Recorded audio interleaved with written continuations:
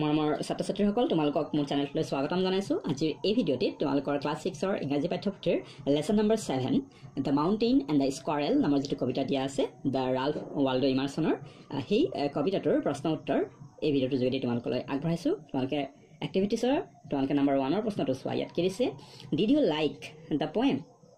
কবিতাটো তোমাক ভাল লাগিলনে? Write 3 words you connect with each object you read in the poem. One has been done for you. ইয়াত কি কৈছে যে প্ৰথম সুধিছে যে কবিতাটো তোমাৰ কেনেকুৱা লাগিল, ভাল লাগিল নে বেয়া লাগিল সেইটো সুধিছে। এণ্ড তাৰপিছত কৈছে write 3 words you connect with each object you read in the poem.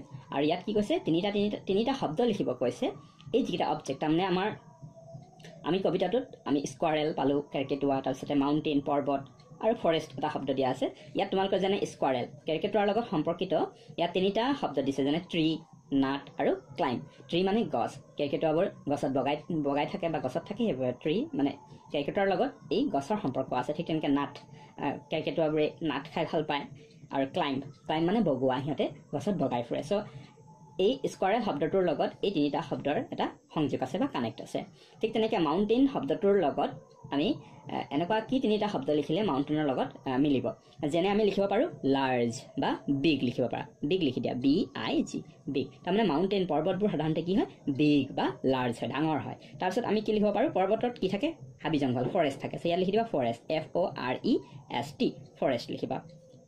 তাৰপিছত লিখিব পাৰা ৰিভাৰ, RIVER, মানে পৰ্বতত কিছুমান নদীও থাকে, পৰ্বতৰ পৰা কিছুমান নৈ বৈ আহে। গতিকে আমি এই তিনিটা শব্দ লিখিলোঁ, তোমালোকে বেলেগ শব্দও লিখিব পাৰা।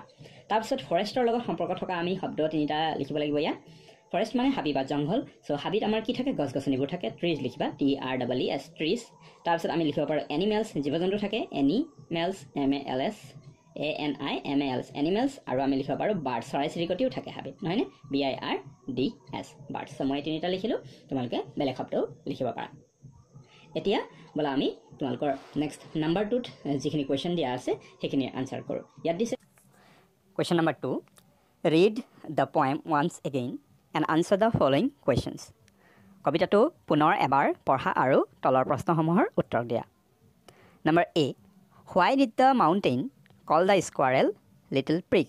কিয় মাউণ্টেইন বা পৰ্বতটোৱে স্কোৱাৰেল অৰ্থাৎ কেৰ্কেটুৱাক লিটল প্ৰিক বুলি কৈছিল, অৰ্থাৎ কণমানি, অভিমানী বুলি কৈছিল। প্ৰিক মানে হৈছে অভিমানী, অভিমান কৰা বা দম্ভালি মৰা। ইয়াৰ আনচাৰ হ'ব the mountain call the squirrel little prig to show' that he was very big. পৰ্বতটোৱে কেৰ্কেটুৱাক লিটল প্ৰিক বুলি কোৱাৰ কাৰণটো হৈছে যে পৰ্বতটোৱে নিজকে ডাঙৰ বুজাবৰ বাবে বা ডাঙৰ দেখুৱাবৰ বাবে এই কথাষাৰ কৈছিল। Question number B, what did the squirrel say to the mountain? এই কথাষাৰ কোৱাৰ পিছত স্কোৱাৰেলটোৱে অৰ্থাৎ কেৰ্কেটুৱাই মাউণ্টেইনক, পৰ্বতক কি বুলি কৈছিল? ইয়াৰ আনচাৰ হ'ব the squirrel told to the mountain that he was no doubt very big, but all sorts of things and weather must be taken together to make up a year and a sphere. That is to make a year and a revolution around the sun.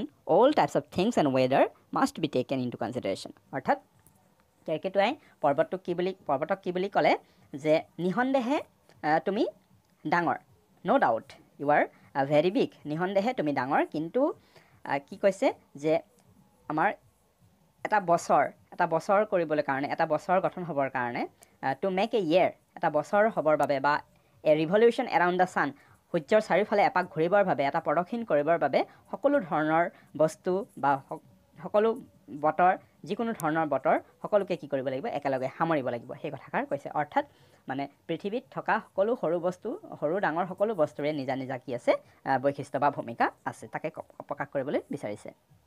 Next number C question, what are the main differences between the mountain and the squirrel? Mountain আৰু স্কোৱাৰেলৰ মাজত, পৰ্বত আৰু কেৰ্কেটুৱাৰ মাজত main ডিফাৰেঞ্চবোৰ কি কি, অৰ্থাৎ মূল পাৰ্থক্যবোৰ কি কি? ইয়াৰ আনচাৰত লিখিবা the main differences between the mountain and the squirrel are, number 1, the mountain is very big but the squirrel is small, and number 2, the mountain is proud but the squirrel is humble. তাৰমানে পৰ্বত আৰু কেৰ্কেটুৱাৰ মাজৰ মূল পাৰ্থক্যবোৰ হৈছে, প্ৰথম number 1ত যে পৰ্বতটো ডাঙৰ কিন্তু কেৰ্কেটুৱা সৰু, আৰু দ্বিতীয়টো পাৰ্থক্য কি হৈছে যে পৰ্বতটো হৈছে খুব গৰ্বিত, নিজকে খুব গৰ্ব কৰে ডাঙৰ বুলি, কিন্তু স্কোৱাৰেল কি হয়, খুব হাম্বল হয়, হাম্বল অৰ্থাৎ নম্ৰ।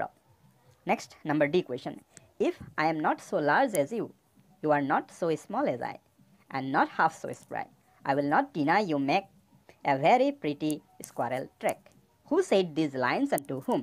এই লাইনটো কবিতাৰ এই লাইনটো কোনে কাক কৈছিল? ইয়াৰ আনসাৰ হ'ব the squirrel said these lines to the mountain. আৰু এই লাইনবোৰ এই কথাখিনি স্কুৱাৰেলটোৱে কেৰকেটুৱাই পৰ্বতক কৈছিল। Next number E question. So, the word former means the first one out of two, and the word latter means the second one out of two. And the former called the latter little prick. Who is the former and who is the latter in the poem? তাৰমানে ইয়াত কি কোৱা হৈছে জানানে যে the word former যিটো শব্দ আছে FORMER ইয়াৰ অৰ্থ কি জানানে former শব্দৰ অৰ্থ হৈছে the first one out of two তাৰমানে দুজনৰ ভিতৰত প্ৰথমজন তাৰমানে and the word latter means the second one out of two আৰু latter শব্দটোৱে কি বুজায় দ্বিতীয়জনক বুজায় ধৰা দুজন ল'ৰা আছে দুজন ল'ৰা থিয় হৈছে সো তাৰে প্ৰথমজনক বুজাবৰ কাৰণে আমি former শব্দটো ব্যৱহাৰ কৰিম আৰু পিছৰজনক বুজাবৰ কাৰণে আমি latter শব্দটো ব্যৱহাৰ কৰিম সো former আৰু latter শব্দটোৱে হেতু বুজায় former আগৰজনক বুজায় আৰু latter শব্দটোৱে পিছৰজনক বুজায় সো ইয়াত আমাৰ কবিতাটোত আমি এটা লাইন পাইছিলো 3 নম্বৰ লাইনটো যদি তোমালোকৰ কিতাপত চোৱা তাত কি আছে ইয়াত দিয়া আছে সেই লাইনটো উদ্ধকমাৰ ভিতৰত and the former called the latter আগৰজনে পিছৰজনক কৈছিল little prick কণমানি অভিমানী এই কথাকাৰ who is the former ইয়াত এই former শব্দটোৱে কাক বুজাইছে আৰু latter শব্দটোৱে কাক বুজাইছে কবিতাটোত সো এই লাইনটোতে বুজা গৈছে যে little prick বুলি কৈছে মানে ইয়াত এই কথাকাৰ পৰ্বতটোৱে কেৰকেটুৱাক কৈছিল সো ইয়াত formerটোৱে কি বুজাইছে মাউণ্টেনক বুজাইছে ইয়াৰ আনসাৰ হ'ব the mountain is the former ইয়াত former শব্দটো হ'ব mountain and the squirrel is the latter in the poem আৰু latter শব্দটোৰ দ্বাৰা কেৰকেটুৱাক বুজোৱা হৈছে আশা কৰিছো বুজি পাইছা next number F question so ইয়াত কি আছে write down the lines from the poem that mean the following কবিতাটোৰ পৰা হেই হাৰিবোৰ লিখিবলৈ কৈছে যি হাৰিয়ে ইয়াত দিয়া এই যে তিনিটা তোমালকৰ সেন্টেন্স দিছে এই অৰ্থ প্ৰকাশ কৰে বুলি কৈছে number 1 the squirrel is not as big as the mountain and the mountain is not even half as energetic as Ban এই যেটো অৰ্থ প্ৰকাশ কৰা যেটো লাইন কবিতাটোৰ পৰা হেই লাইন কেটা তুলি আনিবলৈ কৈছে আৰু ইয়াৰ আনসাৰ হ'ব এই লাইন তিনিটা If I am not so large as you, you are not so small as I, and not half so spry.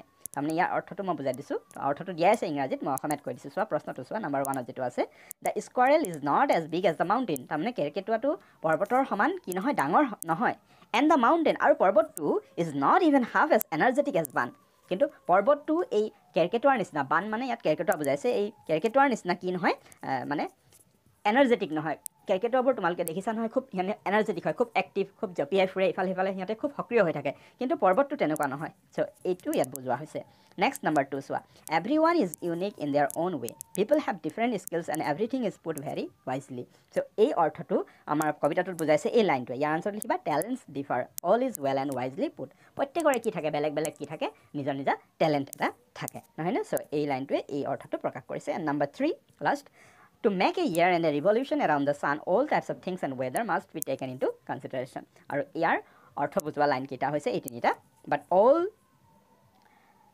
এই চাৰিটা line but all sorts of things and weather must be taken in together to make up a year and a sphere. So আশা কৰিছো তোমালোকে বুজি পালা এই পাঁচটা প্ৰশ্নৰ উত্তৰ আৰু কৰবাত কিবা বুজি যদি নাই পোৱা তোমালোকে মোক কমেন্ট